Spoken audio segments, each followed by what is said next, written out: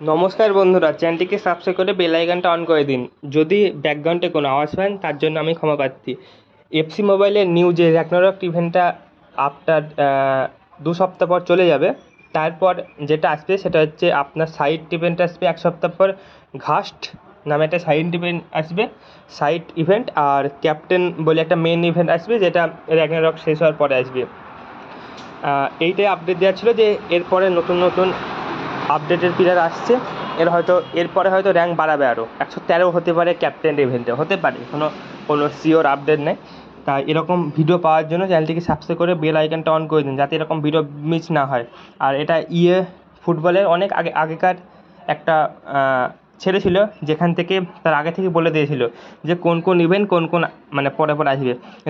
Ragnarok event হয়ে গেছে debate, এবার আসবে ঘাস্ট ইভেন্ট, যেটা সাইড ইভেন্ট হবে 1 থেকে 2 সপ্তাহ চলবে। আর একটা আসবে ক্যাপ্টেন, এটা মেন ইভেন্ট হবে।